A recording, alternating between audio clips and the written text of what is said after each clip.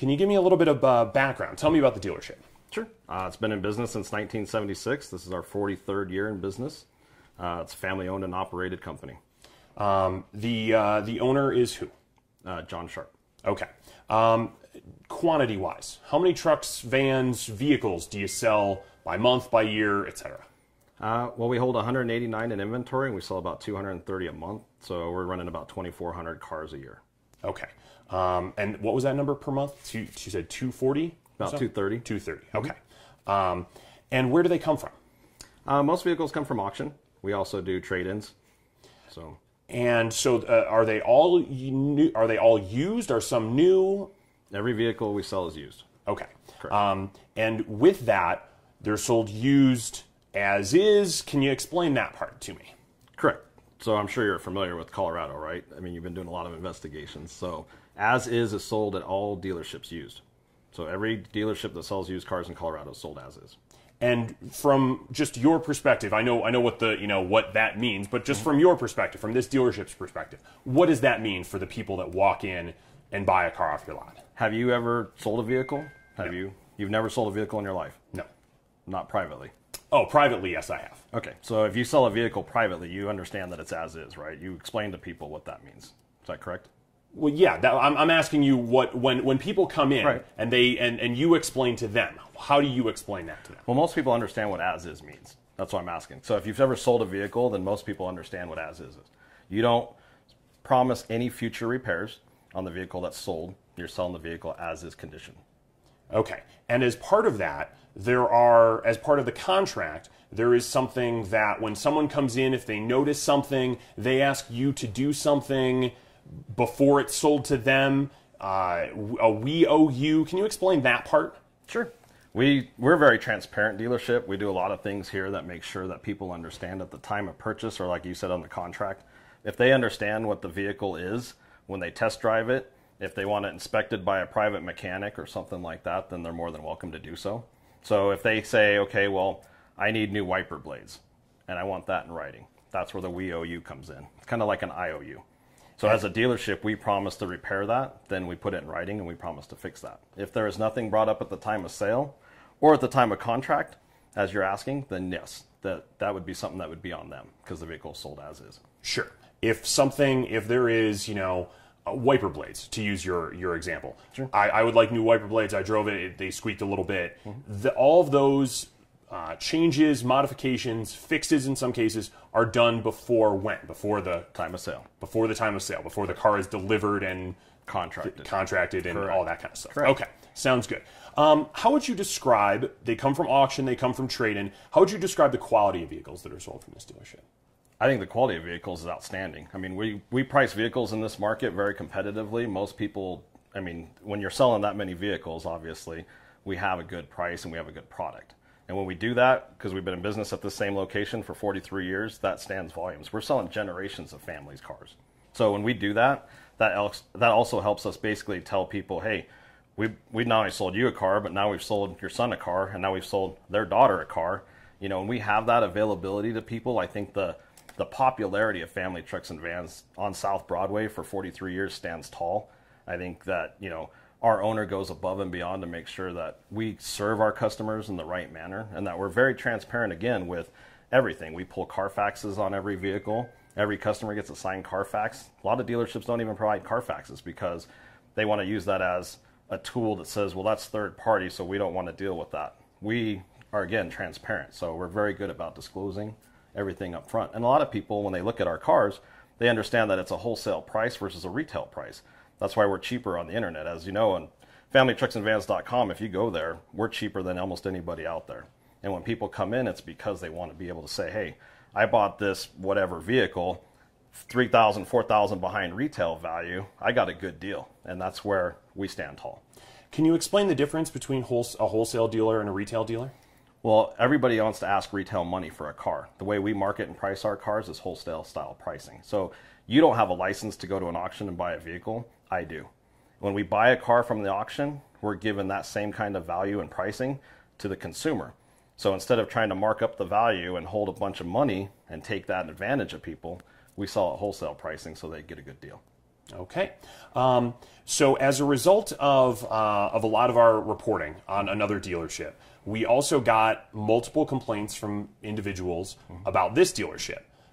Doing a little bit of research, there are BBB complaints, as well as issues, a pattern of complaint, as well as multiple state complaints that I found via a Colorado Open Records request. Okay. Generally speaking, what do you have to say about the complaints against the dealership? Well, when you emailed me, obviously, with the BBB complaint, I pulled up what you were talking about. And as of April 7th of 2015, the BBB met with us in regards to those. And if you read that whole thing, it says on there that we, as Family Trucks and Vans, were building a state-of-the-art facility to take on all the volume of repairs that we had to do between the companies. So when you look at what we do, I think the biggest thing that you see is that we evolve and we continuously try to improve. I think every situation is handled independently. If there's something that comes up, we handle it correctly.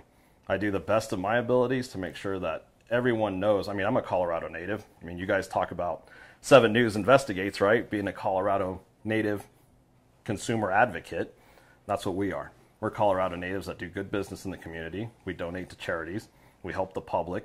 We do deals with people that can't even get financing on other dealerships. I mean, we're very strong at what we do, and we do it right. And we're continuously evolving. We always want to make better. To build a multi-million-dollar state-of-the-art facility and 16 bays to increase the volume of help that we can provide is huge. To also go and say that we spent $1 million, I think it was $1.4 million in repairs last year, speaks volumes of us trying to help people.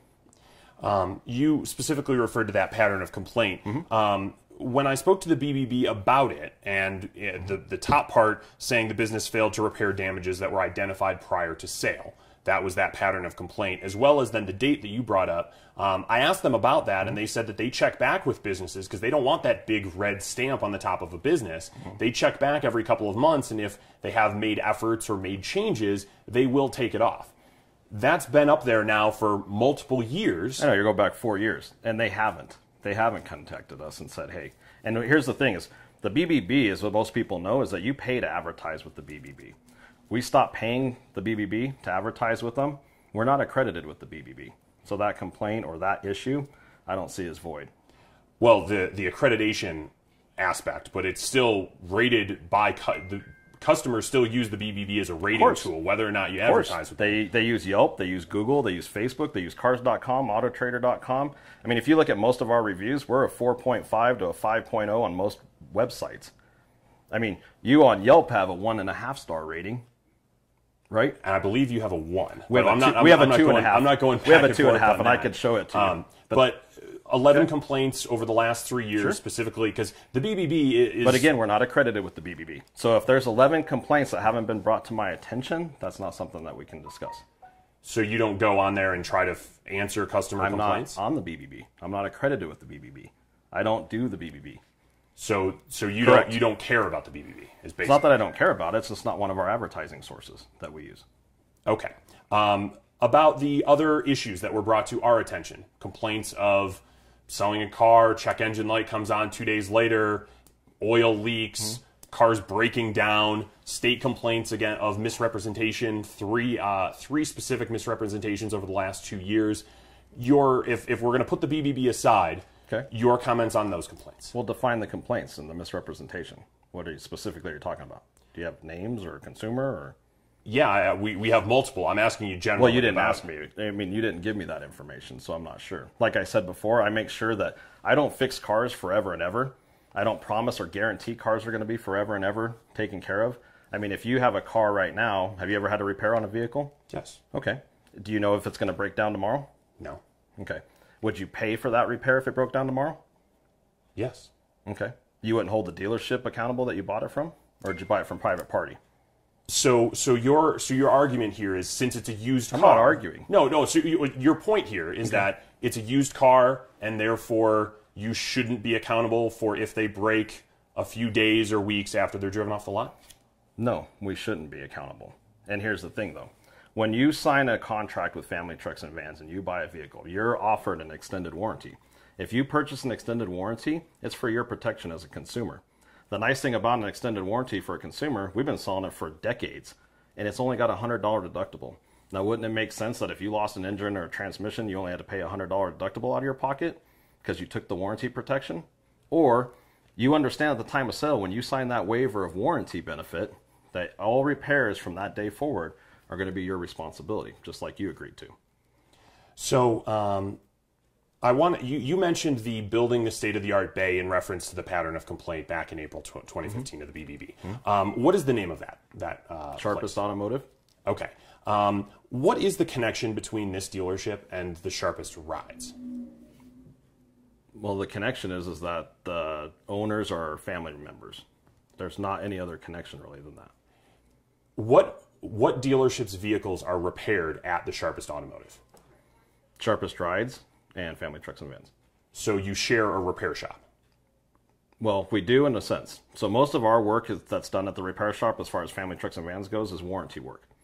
We have our own facility here that we do repairs on as well. So our owner is very hands-on and wants to make sure. As that facility was so big and we did so much volume between the two stores, I mean, you're looking at two stores that sell 800-900 cars a month. The volume of customers that are coming in that we're trying to maintain, honestly, is a lot, and that's a used car industry. So we take care of those customers there.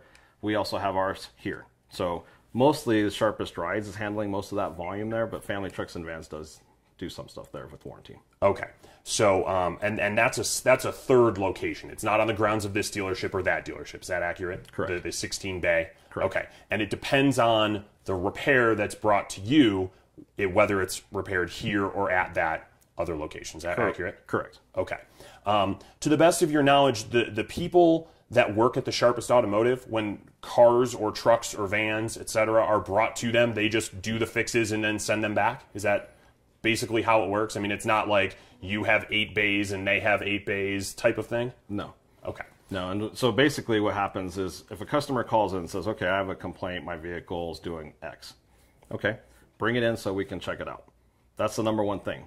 And they may have checked it out with another mechanic shop, you know, that may be trying to make a living, obviously, and it's the only car that came in that week.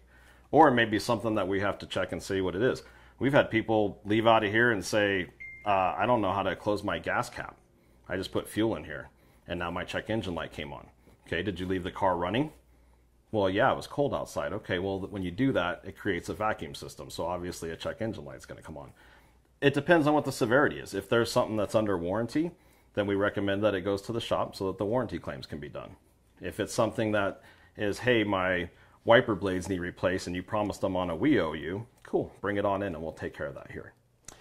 How would you describe the volume of repairs or maintenance that's done from vehicles that are sold from this shop?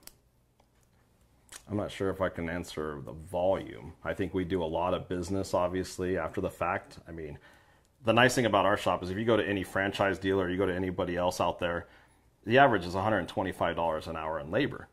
Ours is $85 an hour in labor. So when you're looking at the cost savings, again, how I told you we pass on wholesale pricing versus retail, it passes along with that. I've helped customers buy brand new tires for their truck at our cost instead of paying retail. I've done volumes of deals where we've helped people out with whatever it may be, whether it's us fixing it as promised, whether it's warranty work that they purchased, whether it's out of the kindness of our heart because we say, hey, you know what? That's just not fair. We'll go ahead and help you out with that. But I think the biggest thing that you have to see is that a lot of people that come to us from Family Trucks and Vans have been turned away at a lot of other places. We're a presidential or a platinum style dealership with most banks and financial institutions because of our reputation, because of the volume that we do. In doing that, we provide that warranty. Every lender is allowed to have warranty on it with us. You know, there's a lot of banks that can't even do that and can't provide that service and don't provide it because they want to stick to as is. Could you give me a ballpark of vehicles that you sell here that then are brought back and having to be fixed in either one of your shops after the fact? I say in consideration to the volume of, again, 43 years in business here, the volume of cars that we've sold for 43 years, I'd say it's just a few. It's minor when you look at how many we've sold. So if you get 2 or 3 complaints a month out of 230 vehicles, that's a small percentage? I think it's a very small percentage, and I don't even know if I get 2 or 3 a month. Okay. What is done to vehicles after they're brought in from auction before they're sold here? It depends. It depends on, a lot of times we get stuff that comes in and people, as soon as they see it pulling on the lot, they want to buy it. So it just depends on where it's at. We road safety everything. We want to make sure that we test drive every vehicle. So we test drive every vehicle to make sure that everything's in place. If brakes are less than 50%, we replace brakes. If brakes are good on the car and they're brand new and someone traded it in, or we bought it from auction and some other dealership did the recon on it, then we go ahead and make sure that, we double check fluids and we double check the tires and we double check air pressures and, things like that to make sure that the vehicle is operable. A lot of times, when it's a used car, people say, well, it's missing an antenna. Okay, well, we can get you an antenna, or they may say, this one's slipping a little bit. Okay, well, if the transmission's slipping, let us go ahead and take it to the shop and check it out. A lot of people want to go ahead and buy the car anyway. They want to take it on their own. They know it's a good deal and they don't want to miss out. We've had people that are patient and say, yeah, as soon as it's fixed, I'd like to come back and buy that vehicle. No problem. You'll be the first one that I call. So you mentioned taking it to the shop, and again, that depends whether it's here or to the Sharpest Automotive, the repair shop that's basically shared with the Sharpest Rides. The reason that we're sitting here talking is as a result of those original stories. Many people either knew the connection, saw the connection, or said, I'm dealing with the same thing.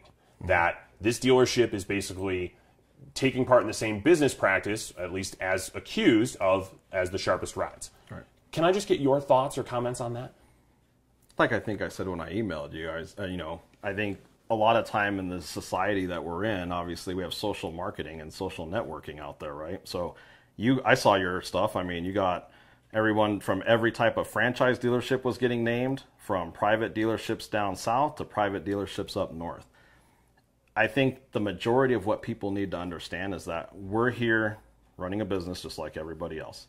We deal with a lot of people, we deal with a lot of different credit situations, and we help a lot of people. I think the most important fact that people need to understand about dealerships, and I've seen it, some of the comments that were made on there as well, is that people were saying, did you just fall off a turnip truck? You bought a used car.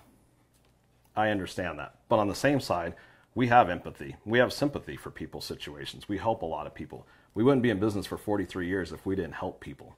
So I think the biggest thing there is that we educate a lot of people. We're very transparent. We're very disclosure oriented. We have systems in place and processes in place that we continuously improve on. If I can continue to improve and get better, everyone can continue to improve to get better. And I think that's the biggest thing that we do here, is that we wouldn't be in business this long at the same location if we weren't doing things right. That leads me to the simple question that I asked the Sharpest Rides, and I've asked multiple people we've interviewed as a part of all of our stories. The word lemon comes up. I understand that lemon is for new cars. Okay. It's kind of fallen into this, did you buy something that you think was broken? So I'll ask you, have you or do you sell vehicles with knowledge that they have issues to people without either disclosing them or just simply to sell them? Never. No. And I think the biggest thing, again, comes into education. Like you said, the lemon law that's in place was because manufacturers created a manufacturer's warranty, right? If you buy a new car, it comes with a manufacturer's warranty. That is created so because they know that everything that comes off the assembly line is going to have a mechanical issue, right? So when they do that, they make sure that they say, okay, well, we're going to put 3 years or 5 years on this product for whatever, transmission, powertrain, whatever it happens to be tied into it, right? So the same thing goes with us. If you're buying a vehicle, that's why we offer an extended warranty. Every new car comes with a warranty. People's definition of a lemon is, that it's not up to their standards. My definition of a lemon is, like you said, it comes to a new car. Okay, the lemon law for a new car is that if there was something that they couldn't fix 3 times and it was unrepairable, the manufacturer has to deem that as a lemon. That doesn't fall in place on the used car market. We buy auctions from cars from the auction sometimes that end up being a lemon law buyback. Okay, we buy those cars and still fully disclose that that was a lemon law buyback with that manufacturer. But if those repairs have now been made, you're getting an even better deal on something, again, that's not at retail, it's at wholesale. So going back to the Sharpest Automotive, the shop that you send some cars to, okay. As part of our reporting, a former employee who worked at that shop came forward with some fairly strong accusations of what he was instructed to do, what he was told to do, and what he ultimately did. That includes basically rushing cars out, putting them back, not fixing them, and sending them back to be sold.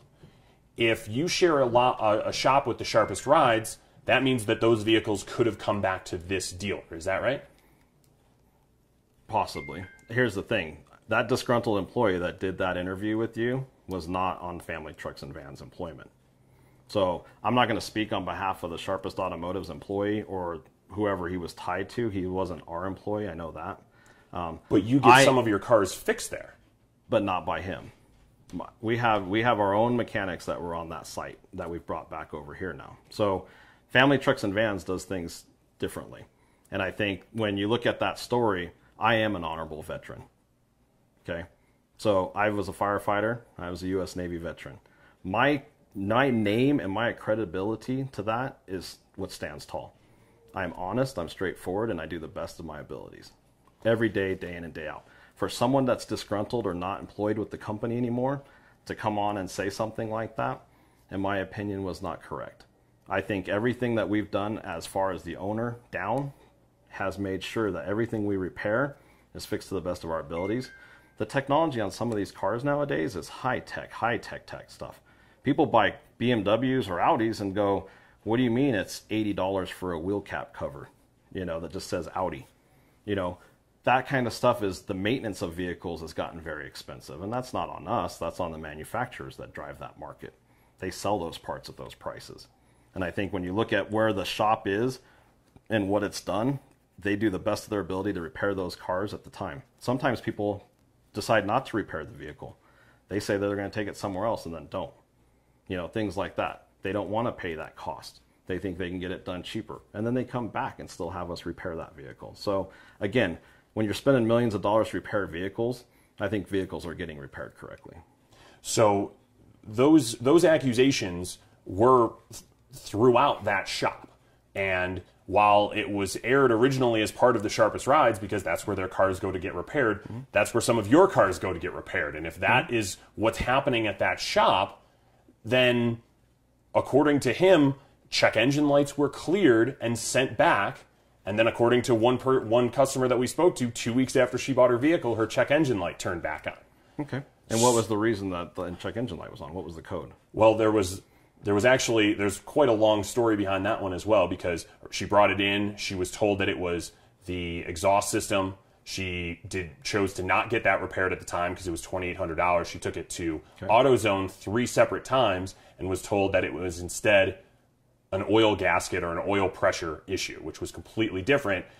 When she got the car back from taking it in, the check engine light was off. No repairs were done. So she continued to drive the vehicle without the first repairs, and did it create a second instance of issue? No, the code that she got, she brought it in with the check engine light on. Right. It was not repaired. She was given it back, and the check engine light was off. Because she waived repairs, correct? She didn't want to pay for it. Correct. Correct. Okay. So again, if people waive that option to repair the vehicle, you can't hold the shop accountable for not repairing a vehicle. No, but that's what you're insinuating. No, that's not what I'm insinuating. I'm asking, so why would a car that was brought in with a check engine light on, no repairs done, given back to her with the check engine light off, how does that work? Because when they scan a vehicle, it could have old codes or it could have something in the computer bank that says what it was. If they go through it, they have to clear it. You can't repair a vehicle without clearing those check engine lights. So if they've cleared a check engine light and said, okay, we've cleared the light, this is what it's going to need to repair it, and you waive those repairs, that's not on them. So and yes, the check engine light's going to come back on, guaranteed. Okay, so it's not erased, it's not permanently hidden. It's something that they make sure that they're aware of. So generally, in repair shops, you clear check engine lights, diagnose a vehicle, and then if those repairs are waived, you give it back to them with the check engine light off? Incorrect. You diagnose the vehicle, and if you need to clear the check engine light to make sure that that's what the fix is going to take or repair that's going to be done. Before the repairs are done? Correct. Okay. Because when you're talking about a system, let's say emissions equipment's completely changed, right, from federal regulations. So if you're looking at emissions equipment, you're saying, okay, well, this stuff here has to be replaced in order to clear that check engine light. Well, I don't want to clear that. I like the way my truck runs. I just want the check engine light to go away. Okay, well, if you don't fix the car the check engine light's not going to go away. Okay, well, I'll take that as my own. Okay, that's fine. But don't get mad when you have a check engine light on because you waived repairs. I'm just clarifying I know, I understand. I'm just clarifying as well because there's thousands of scenarios. You're trying to pinpoint one. There's thousands of scenarios for a check engine light. There's different codes for every check engine light that comes on, and there's different requirements to repair those. Some are steps. You have to do this, then you have to do this, then you have to do this. You may not get to this if this was taken care of here and that handled it. So we don't know. ASC certified mechanics don't know. It's like when you go to the doctor and you say, my stomach hurts. And they say, okay, well, the flu's going around. We'll just give you some antibiotics. 5 days later, you go in, you're saying, I'm not any better. Okay, well, let's give you this medication because maybe it's this. Or let's test you for that. Maybe it's this. Mechanics, again, with the high tech and the components that are in every vehicle, things have changed. So everyone has to evaluate the best of their abilities to make sure that we go through the processes to make sure that that repair is handled. Are mechanics at the Sharpest Automotive ever ordered to clear check engine lights to send vehicles back to the lot just so they can be sold? No, I guarantee they're not. I've been here for 10 years, and that has never been something that I've heard of. Okay. Do you think that the complaints that the reason that we're here, do you think these complaints are legitimate? I do not. I honestly don't even know why the reason you're here is, other than, like I asked you, if you're investigating every dealership in the state of Colorado on an as-is sale, okay, I understand. We're the top 2 dealerships in the state, so I understand you're starting with us. I hope that there's everything in my power to stop that, because I think when you look at dealerships as a business, everyone out here is trying to make a living, but everyone's also trying to be fair. And I think that when you look at what these companies are doing, however many you want to compare to family trucks and vans, I think what we stand tall on, again, is that we give good customer service. We help people to the best of our abilities. We're transparent at the time of sale. When they sign the contract, they're adults. I mean, they make adult decisions, right? I'm not promising that I'm going to fix that car forever and ever. I'm making sure that they understand that, hey, at the time of sale, you're purchasing this car as is. You're aware of everything. You've agreed to, we're going to fix this, or you've agreed that you're going to fix that, or you're going to take that on your own responsibility. Everything is very disclosed here. And I think overall, when you look at a business that's been, again, in 43 years, and Sharpest Rides has been in business like 10, 12 years, when you look at the volume of cars we've sold, 60, 70,000 cars probably between the 2 stores, it's a huge number in the state. And we get a lot of repeat and referral business and family members that come back. We get businesses that come back. We sell fleets of vehicles to businesses out there. I mean, our reputation is number one. Our reputation is very important to us. We make sure that we're not only are we standing tall with everything that we do, but we fully disclose everything that we do. I understand the volume argument. When I sat down with Robert Lipp, he said the same thing. We sell a lot, and if I get a couple complaints that end up on my desk, it's a small percentage. The question that I asked him and the question that I'll ask you is, does volume trump people buying cars that they claim were lemons, regardless of definition, but of new car lemon? But does volume trump the fact that some people are out there saying, you sold me a broken car? I don't think volume trumps that. I think the way you're insinuating it is that everybody knows what's going on and that we're just selling cars and we're just not helping people, and I think that's the wrong impression. I think the biggest thing that I look at is that in the 10 years that I've been with this company, and as long as Sharpest Rides has been there, Rob Lipp has been there. Rob's a great manager. He helps a lot of people out. He does a lot for the community, just as we do. I think the number one thing is that we make sure that we tie into doing the right thing for the community. We do the right thing on business.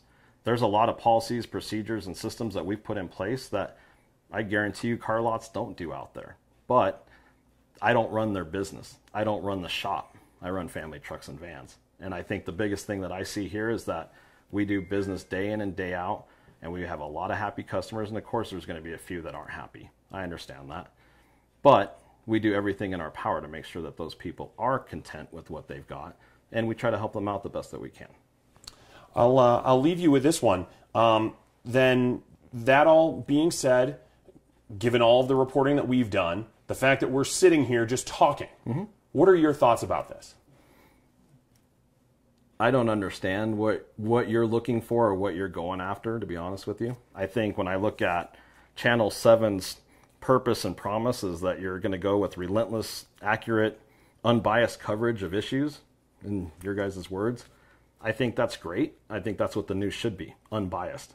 I think unfortunately in today's age, we have a lot of politics going on and a lot of news going on. That's not fair to people and it's not right. I'm not saying it has to be fair on the side of my story's right or your story's right or anything of that nature. But I think getting the information out to the people and letting them decide, I think we do great business. I think that we're the lowest priced vehicles out there on the market. I think we try to do the best that we can with what does come in the door. You know, some people take one customer a day, maybe one a week. I mean, we're selling thousands of cars. I mean, that's a whole different avenue. So it's not that we're trying to stand tall and say, well, it's because of the volume. It's not because of the volume. It's because of the volume of who we are. The volume speaks loads of what we do. All the good is there. If you look for the good in someone, you're going to find it, right? If you look for the bad, you're going to find that too, right? Are you saying that our reporting is inaccurate or biased? No, I'm not saying that at all. You asked me what my feelings are. I want to make sure that the reason why I sat down with you is that you don't have an unbiased opinion, that you get all the information and both sides are presented fairly. And that's what we're planning to do. Awesome. Anything else you'd like to add? No.